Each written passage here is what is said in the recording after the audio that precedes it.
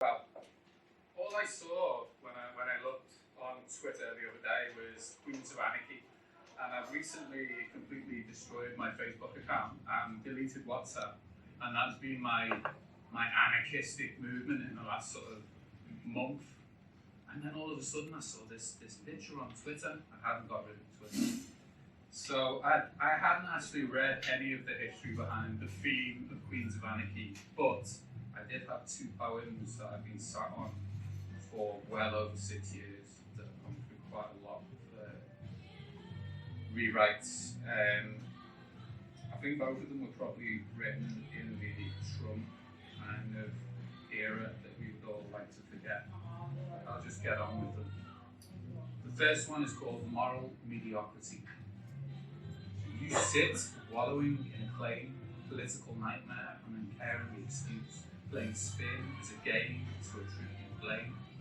And you sit there and laugh at protesters protesting the fact that the arms trade you facilitate when you redact a simple clause that's caused the death of hundreds of thousands of innocents, and yet you pause, oh so slightly, a motive in your exclamation, because there's an upcoming election.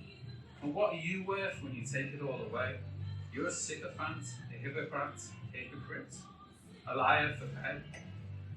You smile at me a glint of tolerant disbelief, benignly willing to teach effectless ideas. But you have to live with what you are when you take it all away. And I can guarantee that at some point in your career, you've reached that point when it's clear that the choices you face causes pain and sorrow, death at the end of your pain from the ideology you follow, pressured by lobbies, business leaders, all bottom feeders of the rank-smelling well of the ideology of council. What do you say? What do you think? Let them all burn. Let that cladding stay. Let them all rot away. Let the poor suffer so I can have my day. But what are you when you take it all away? A politician, a student of Machiavelli, leaching blood from the corruption of Westminster's underbelly, no matter the cost, no matter the sorrow. Will I spit on your acclaim? And politicians bask in prestige, leverage from a culture of blame. Why do food banks exist? Somewhere to send the poor, to nominalise identity, allocate a human price tag.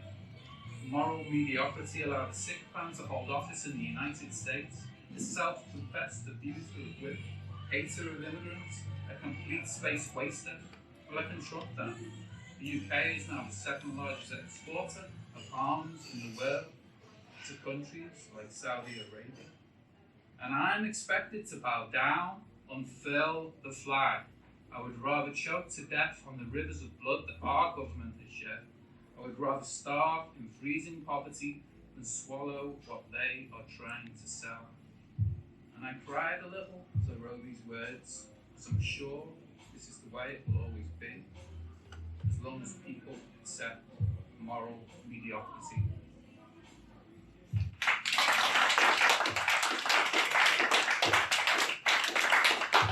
Yeah, it doesn't really get more mild at this point, so yeah, this one's called Unfit for Office. Pitiless, unfit for office, sitting sure in judgment, sanity unsure, profanity is a religion, obscene kerosene not in your wildest dream, shit trickling from his lips, blood spitting from in between the bit that bridal sin, blue blinding belief and hatred represented as the light of the truth. Sour embittered polluters, business leaders blight on tomorrow's chance at a better future. Hailed as progress, they undress the third world with their eyes, then proceed to rape it blind.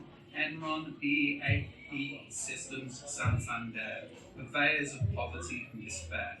Whether weapons for despots, debt sold in lots as global gamble, economic wrangle for the third world, resources, or courses for four factories. Will they manufacture serotonin for the collective unconscious, sell day-glow dreams, the parasitic scenes of orgies and predatory pantheon? God's made a fleshy treasure, leveraging the value of how you can be bought and measured.